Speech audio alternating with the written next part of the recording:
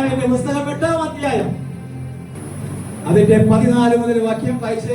മോശ മുഖാന്തരം കൽപ്പിച്ച ന്യായപ്രമാണത്തിൽ ഇസ്രായേൽ മക്കൾ 7-ാം മാസത്തിലെ ഉത്സവത്തിൽ കൂടാരങ്ങളിൽ പാർക്കണമെന്നും എഴുതിയിരിക്കുന്നത് പോലെ ജനം ചെന്ന് കൂടാരത്തിൽ ഉണ്ടാകേണ്ടതിനെ നിങ്ങൾ മലയിൽ ചെന്ന് ഒലിവ് കൊമ്പ്, കാട്ടൊലിവ് കൊമ്പ്, കൊഴുന്തുകൊമ്പ്, ഈന്തമണൽ, തഴച്ച വൃക്ഷങ്ങളുടെ കൊമ്പ് എന്നിവ കൊണ്ടുവരുവിനെന്ന് തങ്ങളുടെ എല്ലാ പട്ടണങ്ങളിലും യെരൂശലേമിലും അറിയിച്ച് പ്രസിദ്ധപ്പെടുത്തണമെന്നും എഴുതിയിരിക്കുന്നതായി അവർ കണ്ടു.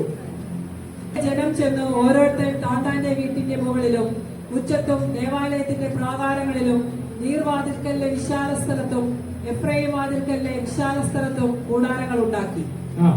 പ്രവാസത്തിൽ നിന്ന് മടങ്ങി വരുന്നവരുടെ സർവ്വസഭയും കൂടാരങ്ങൾ ഉണ്ടാക്കി കൂടാരങ്ങളിൽ പാർത്തു.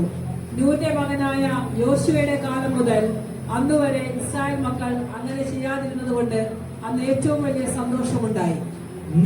ഏറ്റവും വലിയ സന്തോഷമുണ്ടായി. ആദ്യ ദിവസം മുതൽ അവസാന ദിവസം വരെ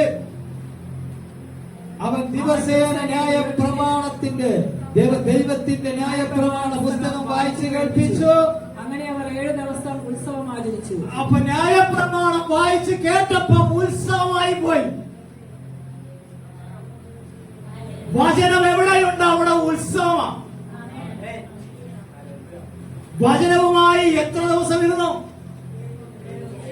7 ദിവസവും വചനമായിട്ടിരുന്നു. അതവർക്ക് ഉത്സവമായി മാറി. യോശുവയുടെ കാലം മുതൽ ആഘോഷിക്കാതെ ഇരുന്നത് അവർ ആഘോഷിച്ചു. കൂടാര പെരുന്നാൾ ആഘോഷിക്കണമെന്ന് ദൈവം കൽപ്പിച്ചാക്കിയതാണ്. ലേവ്യ പുസ്തകത്തിൽ, പുറപ്പാട് പുസ്തകത്തിൽ, ആവർത്തന പുസ്തകത്തിൽ എല്ലാം എഴുതിയിട്ടുണ്ട്. 7 ഉത്സവങ്ങളുണ്ട്. 7ാമത്തെ ഉത്സവമാണ് കൂടാര പെരുന്നാൾ. ആദ്യമായി ദൈവം കൂടാരം ഉണ്ടാക്കാൻ പറഞ്ഞത്, മോശയോട് പറഞ്ഞത് നമുക്കൊന്ന് വായിക്കാം. പുറപ്പാട് പുസ്തകം 33. മോശ കൂടാരമെടുത്ത് പാളയത്തിന് പുറത്ത് പാളയത്തിൽ നിന്ന് ദൂരത്തടിച്ചു. അത് സമാഗമന കൂടാരം എന്ന് പേരിട്ടു. കൂടാരം ദൈവം പാളയത്തിനകത്ത് വെച്ച കൂടാരം പണിയാൻ പറഞ്ഞത് അതിന് മുമ്പ്. അപ്പൊ കൂടാരം ദൈവത്തിന്റെ സമാഗമന കൂടാരം 1, ദൈവത്തിന്റെ ന്യായപ്രമാണത്തിന്റെ കൃപാസനമുള്ള കൂടാരം 1, മോശയാൽ പണിത കൂടാരം 2, ശരീരം എന്ന കൂടാരം 3, യേശു എന്ന കൂടാരം. അപ്പൊ 3 കൂടാരമാണ് നമ്മൾ വചനത്തിലൂടെ നോക്കുന്നത്. 1, മോശ പണിയൊക്കെ കഴിഞ്ഞു. കൂടാരം ക്യാമ്പിനകത്തായിരുന്നു. ദൈവത്തിന്റെ നിയമത്തിന്റെ പെട്ടകം വെച്ച ടെന്റ് ക്യാമ്പിനകത്തായിരുന്നു. ദൈവം അധിവസിക്കുന്ന, ദൈവം വസിക്കുന്ന കൂടാരം ക്യാമ്പിനകത്തായിരുന്നു.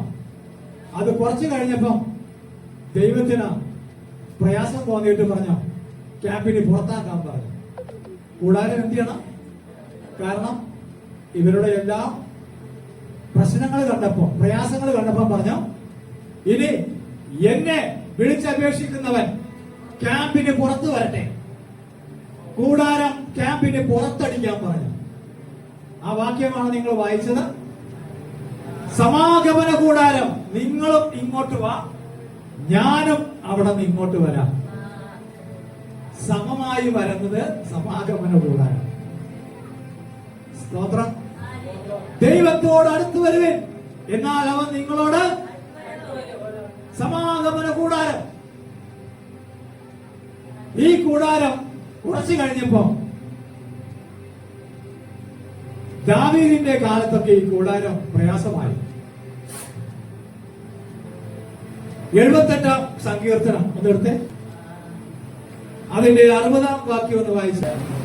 ആകയാൽ അവൻ ശീലോവിലെ തിരുനിവാസവും താൻ മനുഷ്യരുടെ ഇടയിൽ അടിച്ചിരുന്ന കൂടാരവും ഉപേക്ഷിച്ചു.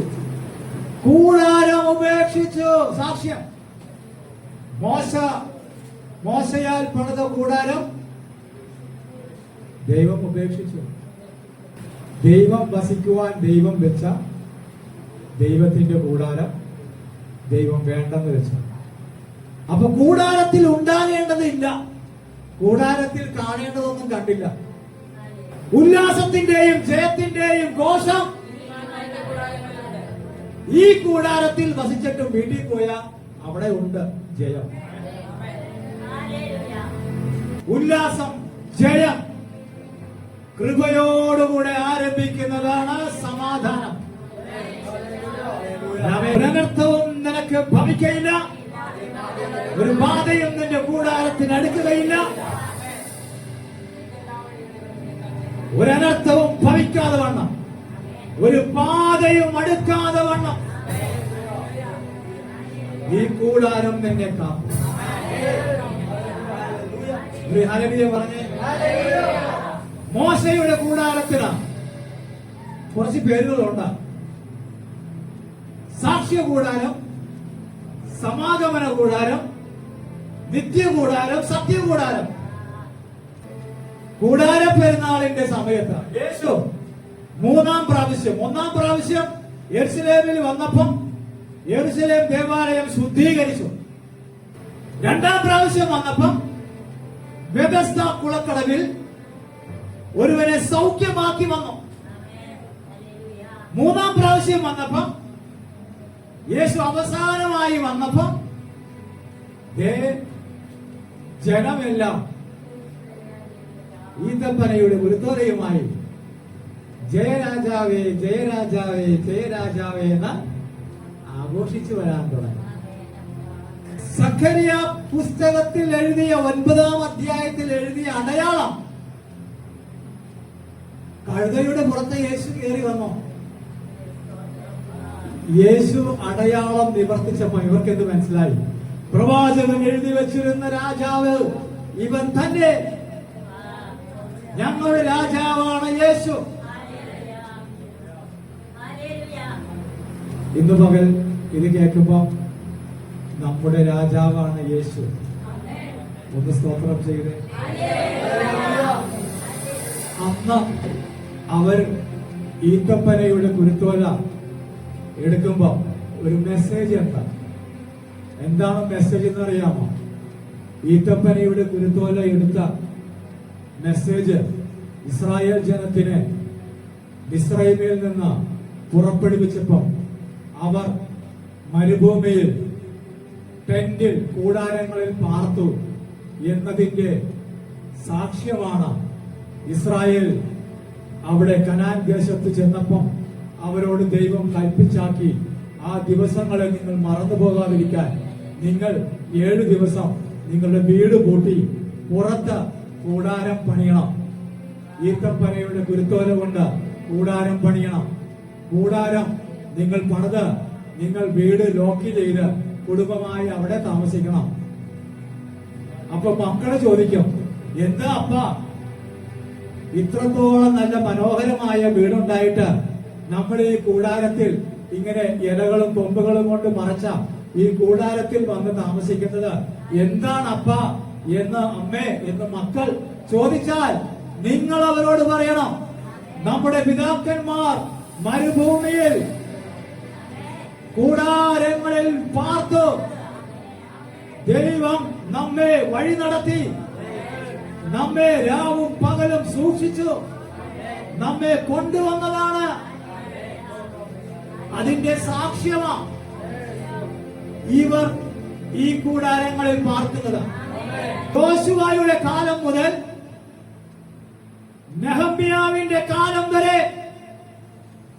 ഈ മെസ്സേജ് മക്കൾക്ക് കൊടുത്തില്ല, കൊടുക്കുവാൻ കഴിഞ്ഞില്ല. അവർ അടിമമുഖത്തിൽ പോയി.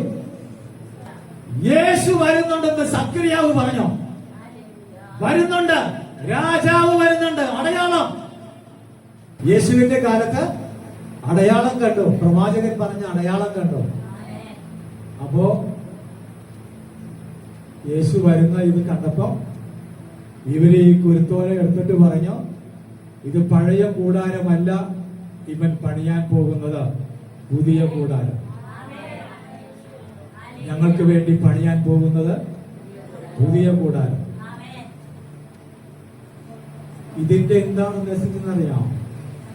ഞങ്ങൾക്ക് മറ്റൊരു രാജ്യമുണ്ട്, എനിക്ക് മറ്റൊരു രാജ്യം വരുന്നുണ്ട്, എനിക്ക് ഈ രാജ്യമല്ല മറ്റൊരു രാജ്യമുണ്ട്. പുറപ്പാട് 25 8-9 വയസ്സ്. ഞാൻ അവരുടെ നടുവിൽ വസിപ്പാൻ അവർ എനിക്ക് ഒരു വിശുദ്ധ മന്ദിരം ഉണ്ടാക്കണം. തിരുനിവാസവും അതിന്റെ ഉപകരണങ്ങളും ഞാൻ കാണിക്കുന്ന മതി. വിശുദ്ധ മന്ദിരം, കൂടാരത്തിന്റെ പേര് പറഞ്ഞേ, വിശുദ്ധ മന്ദിരം. വെളിപ്പാട് പുസ്തകം 21:3. സിംഹാസനത്തിൽ നിന്ന് ഒരു മഹാശബ്ദം പറയുന്നതായി ഞാൻ കേട്ടത്, ഇതാ മനുഷ്യരോടുകൂടെ ദൈവത്തിന്റെ കൂടാരം, അവൻ അവരോടുകൂടെ വസിക്കും, അവർ അവന്റെ ജനമായിരിക്കും. ദൈവം താൻ അവരുടെ ദൈവമായി അവരോടുകൂടെ ഇരിക്കും. അവൻ അവരുടെ കണ്ണിൽ നിന്നും കണ്ണുനീരെല്ലാം തുടച്ചു കളയും. ഇനി മരണമുണ്ടാകയില്ല, ദുഃഖവും മുറവിളിയും കഷ്ടതയും ഉണ്ടാകയില്ല. ദൈവത്തിന്റെ കൂടാരം ഇപ്പൊ ആരായി? ഇസ്രായേൽ ജനത്തിന് കൊടുത്ത കൂടാരം, ദൈവത്തിന്റെ കൂടാരം ആരായി? 7-ാം അധ്യായം 15-ാം വാക്യം. കൂടാരമായി സിംഹാസനത്തിലിരിക്കുന്ന യേശു അവർക്ക് കൂടാരമായിരിക്കും, നമുക്ക് കൂടാരമായിരിക്കും. ഇസ്രായേലിന്റെ കൂടാരം മോശ പണിതത് കൈകൊണ്ടാണെങ്കിൽ, ദൈവം പണിത പുതിയ കൂടാരം യേശു എന്ന കൂടാരം. ആ കൂടാരം വലിപ്പമുള്ളതാണ്, തികവുള്ളതാണ്. അതിനകത്ത് നമ്മെ എല്ലാവരെയും ഇരുത്തുവാൻ തക്ക തികവുള്ള കൂടാരമാണ്. ആ കൂടാരത്തിനകത്തേക്കാണ് നമ്മെ വിളിച്ചത്. നമ്മുടെ ശരീരം എന്ന കൂടാരമുണ്ട്, എന്നാൽ യേശു എന്ന കൂടാരമുണ്ട്. അപ്പൊ ശരീരം എന്ന കൂടാരവും യേശു എന്ന കൂടാരവും കൂടെ ചേർന്നാൽ വലിയ അനുഗ്രഹമാണ്. ഈ കൂടാരത്തിനകത്തിരിക്കുമ്പോൾ ഒരു ബാധയും നിന്നെ തൊടുകയില്ല, ഒരു ശാപവും നിനക്ക് പറ്റുകയില്ല,